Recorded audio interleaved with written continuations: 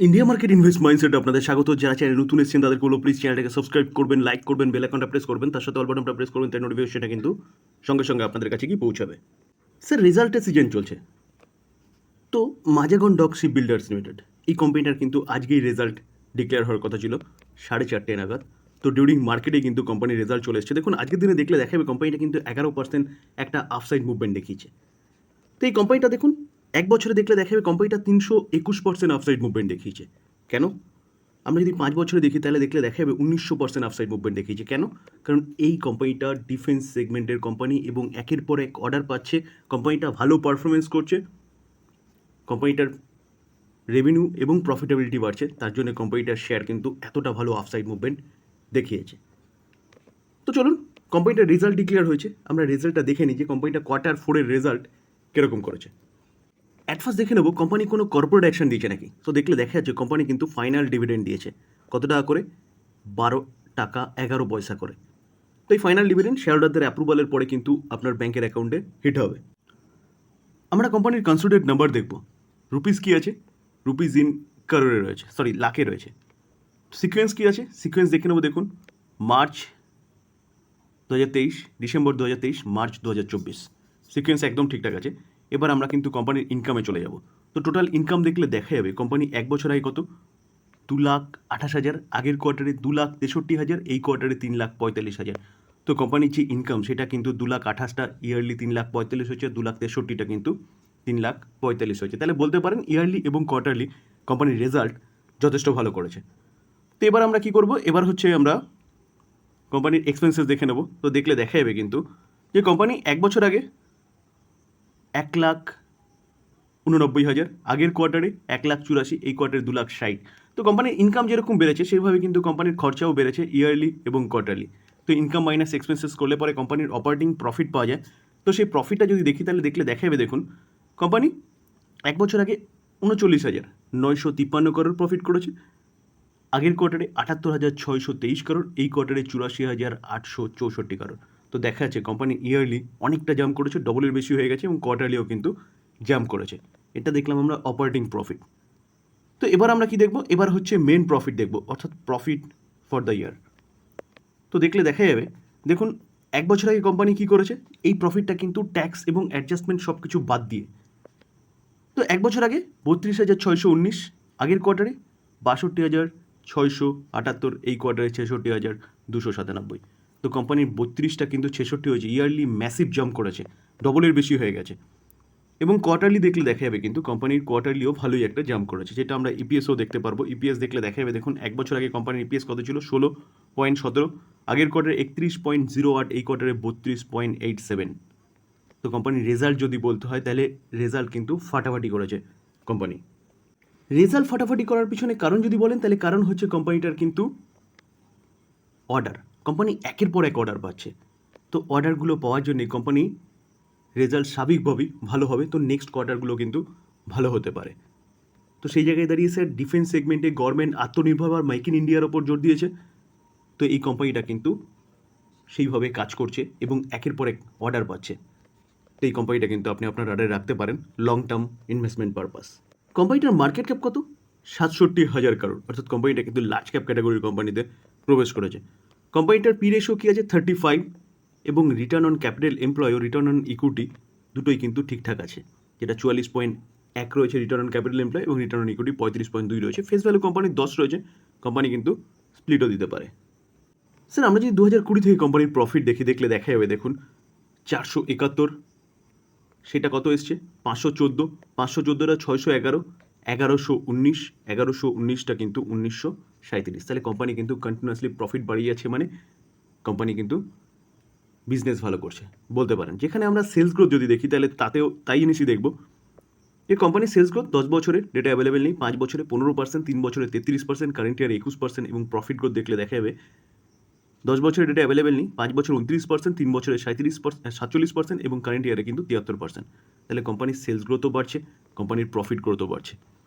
আমরা যদি stock CAGR growth দেখি, অর্থাৎ কোম্পানিটা তার শেয়ার হোল্ডারদের কীরকমভাবে রিটার্ন বানিয়ে দিচ্ছে সেটা দেখি, তাহলে দেখলে দেখা যাবে কোম্পানিটা কিন্তু 3 বছরে 151%, এবং এক বছরে 320%। ভাবতে পারছেন কীরকমভাবে কোম্পানিটা রিটার্ন দিয়েছে।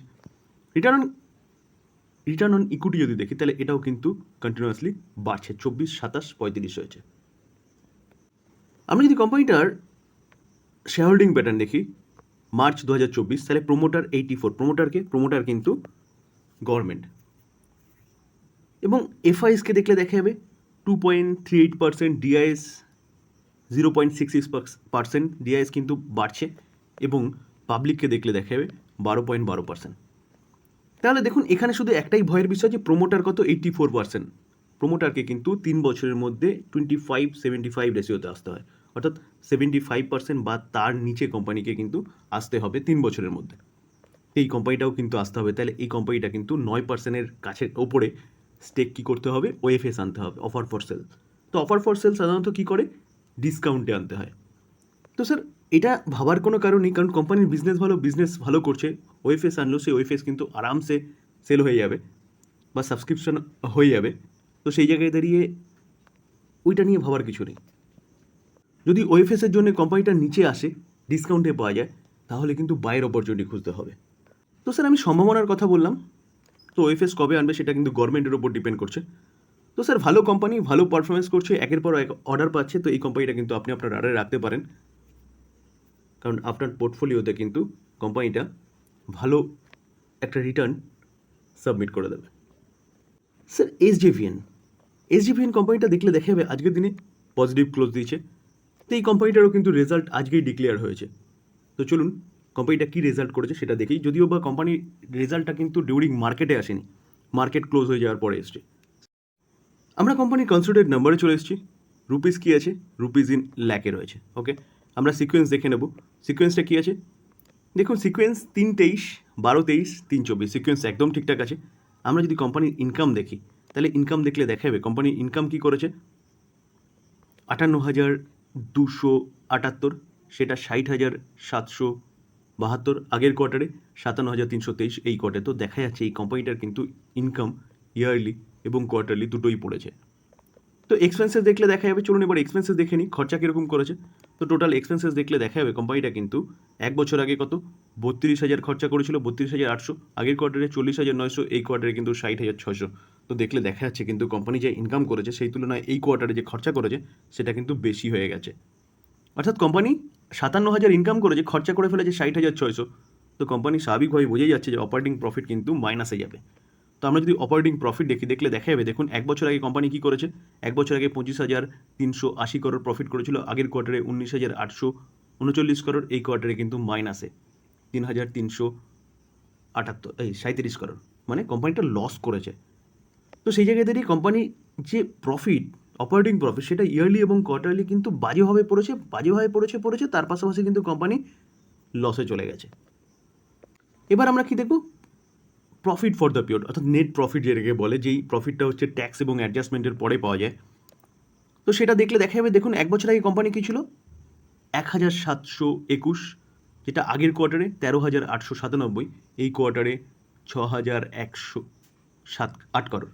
তো 1,700টা 6,100 হয়েছে, মানে বেড়েছে, এবং 13,000টা কিন্তু হাফ হয়ে গেছে। তো অপারেটিং প্রফিট মাইনাসে ছিল, সেই জায়গায় দাঁড়িয়ে নেট প্রফিট কী করে প্লাসে আসলো, চলুন সেটা দেখি। দেখুন স্যার, এইটা হচ্ছে কোম্পানির অপারেটিং প্রফিট, যেটা মাইনাসে ছিল। ওকে, এবং তার পাশাপাশি দেখতে পারবেন যে 6 নম্বর কলমে এক্সেপশনাল আইটেম, যেটা কিন্তু এই কোম্পানির কী হয়েছে, এই কোম্পানির অ্যাড হয়েছে। তো দেখুন এক্সেপশনাল আইটেম, যেটা এক বছর আগে 1,208 হচ্ছে, মাইনাস হয়েছে অপারেটিং প্রফিট থেকে, যেটা 24,000 হয়েছে। এবং আগের কোয়ার্টার 19,900 থেকে 2,499 মাইনাস হয়ে কত হয়েছে, 17,446। এবং এই কোয়ার্টারে মাইনাস ছিল কত, 3,245, মানে লস করেছিল, সেই লসটার থেকে দেখুন প্লাস হয়েছে এক্সেপশনাল আইটেম, হওয়ার পরে কোম্পানি প্রফিটে এসছে কত, 7,139। তার জন্যই কিন্তু কোম্পানি এখানে একটা প্রফিট দার্জ করেছে, যে কি ইয়ারলি যথেষ্ট ভালো পারফরমেন্স করেছে। তো সেই জায়গায় দাঁড়িয়ে স্যার এই যে প্রফিটটা না, এই প্রফিটটা কোম্পানি কিন্তু বিজনেস করে করেনি, এটা মাথায় রাখবেন স্যার। তো কোম্পানির রেজাল্ট কিন্তু খুব একটা ভালো হয়েছে সেরকম বলা যাবে না। দেখুন স্যার, এবার আপনাকে ভাবতে হবে যে কোম্পানি কী নিয়ে কাজ করে। দেখুন কোম্পানি কিন্তু হাইড্রো ইলেকট্রিক পাওয়ার জেনারেট করে, অর্থাৎ জলবিদ্যুৎ প্রকল্প। তার সাথে সাথে কোম্পানিটা কিন্তু এখন সোলার এবং উইন্ড নিয়ে কাজ করছে। তো তো এই যে কোম্পানিটা যে বিজনেস করছে না, এই বিজনেসটা কিন্তু রিনিউয়াল সেক্টরের বিজনেস, আর রিনিউয়াল সেক্টরের বিজনেস কিন্তু ফিউচার ওরিয়েন্টেড বিজনেস, যার জন্য কিন্তু কোম্পানিটা ভালো একটা পারফরমেন্স দেখিয়েছে। দেখুন, 1 বছর দেখলে দেখা যাবে কোম্পানিটা কত 288% রিটার্ন দিয়েছে। কেন? কারণ কোম্পানিটা রিনিউয়াল সেক্টরে কাজ করে। তো যেই সেক্টরে কোম্পানিটা কাজ করে সেই সেক্টরে কিন্তু ভবিষ্যৎ আছে। যেখানে আমরা যদি কোম্পানিটার 5 বছর রিটার্ন দেখি, দেখলে দেখা যাবে 447%, এবং যদি ম্যাক্সিমাম রিটার্ন দেখতে যাই তাহলে দেখলে দেখা যাবে কোম্পানির বিজনেসে তেমন কোনো দম ছিল না। কোম্পানির এখন কেন দম এসছে? কারণ কোম্পানি রিনিউয়াল সেক্টর নিয়ে কাজ করছে বলে। তো স্যার, বিজনেসটাকে মাথায় রেখে এই কোম্পানি নিয়ে চিন্তাভাবনা করতে পারেন। যদি কোম্পানিটা এই জায়গায় দাঁড়িয়ে এখান থেকে নিচে আসে তাহলে বাই করার অপরচুনিটি খুঁজতে হবে। কারণ কোম্পানিটা কী করছে? কোম্পানিটা এখন কিন্তু বিজনেস সেট আপ করছে। তো বিজনেস সেট আপ করছে ভবিষ্যতের জন্য, ফিউচার ওরিয়েন্টেড, যেখানে গভর্নমেন্ট কিন্তু 2030-এর মধ্যে 500 গিগাওয়াট রিনিউয়াল সেক্টর থেকে পাওয়ার জেনারেশনের কথা বলছে, 2050-এর মধ্যে 50% এবং 2070-এর মধ্যে কিন্তু 100%। তো এই কোম্পানিগুলোকে কিন্তু কাজ করতেই হবে। এসডিএন বলুন, এসডিভিএন বলুন বা এনএইচপিসি বলুন, এই কোম্পানিগুলোকে কিন্তু কাজ করতেই হবে। তো সেই জায়গায় দাঁড়িয়ে স্যার, যদি ডিসকাউন্টে পাওয়া যায়, যদি এখান থেকে নিচে আসে, তাহলে বাইয়ের অপরচুনিটি খুঁজতে হবে। তো স্যার, এই ছিল আলোচনা দুটো কোম্পানির রেজাল্ট। যেই প্রথম কোম্পানির রেজাল্ট ফাটাফাটি হয়েছে এবং দ্বিতীয় কোম্পানির রেজাল্টটা তেমন একটা খুব একটা ভালো হয়নি। তো যদি আলোচনা ভালো লাগে তাহলে প্লিজ চ্যানেলটাকে সাবস্ক্রাইব করবেন, লাইক করবেন, বেল আইকনটা প্রেস করবেন, তার সাথে অল বাটনটা প্রেস করবেন, তার নোটিফিকেশনটা কিন্তু সঙ্গে সঙ্গে আপনাদের কাছে গিয়ে পৌঁছাবে। থ্যাংক ইউ, ভালো থাকবেন।